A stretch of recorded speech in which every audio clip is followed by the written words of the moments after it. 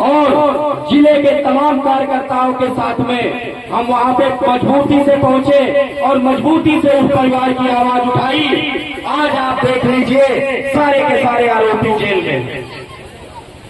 उसमें भीम आर्मी के लोगों पे मुकदमे भी लिखे गए। हम लोगों को डराया गया कि तुम पे मुकदमा लिख देंगे, तुम्हें जेल भेज देंगे।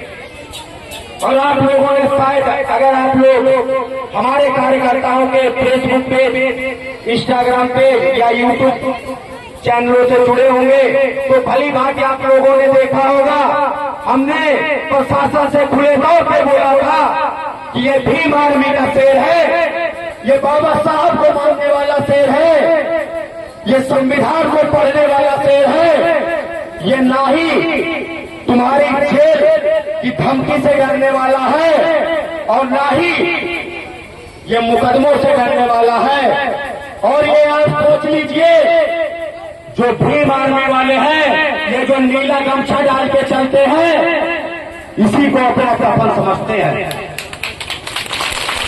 और जिस दिन मैं बिक गया, जिस दिन अपने समाज को मैंने बेचने का काम किया, अपने समाज की दलाली खाने का काम किया, उस दिन से मैं आप लोगों के बीच में बोलने नहीं आऊंगा कभी भी।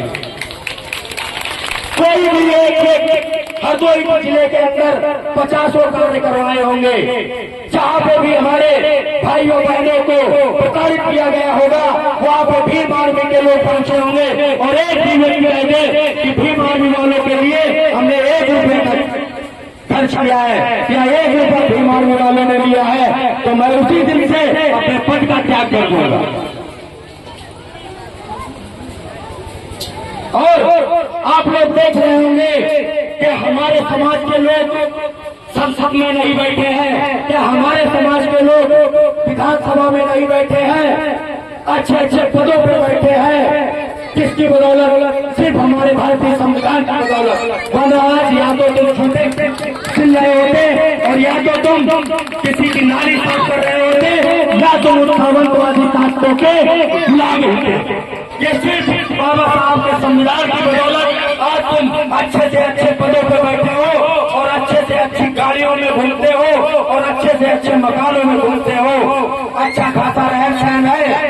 तो ये किसी की मेहरबानी नहीं, हमारे बहुजन समाज में जन्मे बहुत बाबा साहब के संविधान की बदौलत आज हम बोल पा रहे हैं और आप लोग अच्छे से सुन पा रहे हैं। और मैं देखता हूं कि आज यहाँ पे बुद्ध कथा हो रही है, आज आप लोगों को समझाया जाता है और कल को वही हमारी माताएं बहनें नौ दुर्गा व्रत रहती है, वही हमारे भाई कांवड़ उठा के चल देते हैं। तो आप लोग ये याद रखिए कि आपका भला मंदिर जाने से नहीं होगा, आपका भला और आपके बच्चों का भला स्कूल जाने से होगा। और बाबा साहब ने बोला था कि जिस दिन ये पाखंड शालाओं की तरफ पढ़ने वाली भीड़ जिस दिन विद्यालयों की तरफ पढ़ने लगी, उस दिन हमारे देश को सोने की चिड़िया बनने से कोई नहीं रोक सकता। और आज लोग कहते हैं कि भाई चंद्रशेखर या बहन कुमारी मायावती या हमारे जो भी दलित समाज के नेता है वो लोग जातिवाद फैलाते हैं। तो उन लोगों के लिए मैं बोलना चाहूंगा, बिना कारण कोई किसी के विरुद्ध नहीं होता, बिना कारण कोई किसी के विरुद्ध नहीं होता और कोई जात से अशुद्ध नहीं होता।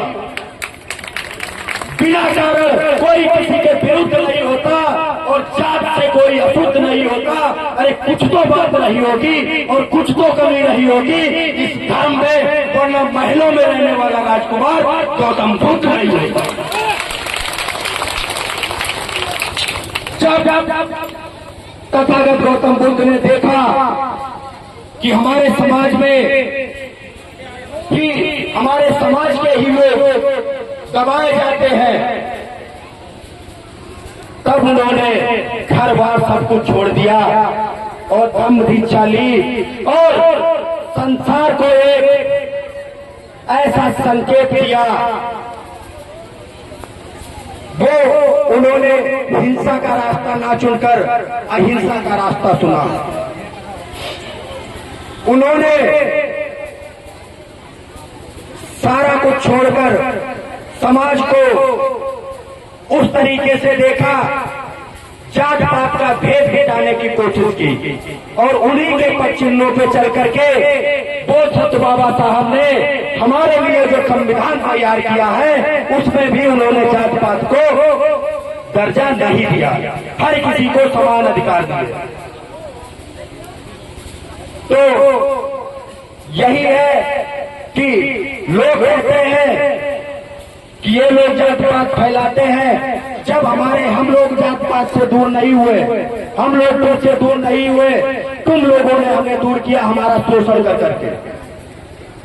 और जो लोग आज बोलते हैं कि हम संविधान खत्म कर देंगे, तो उन लोगों को मैं दो पंक्तियां बोलना चाहूंगा, उसके बाद में मैं अपनी वाणी को खत्म करना चाहूंगा, क्योंकि हमारे धर्म प्रचारक बहन और उनके साथी कथा को रोक करके उन्होंने हमें समय दिया है।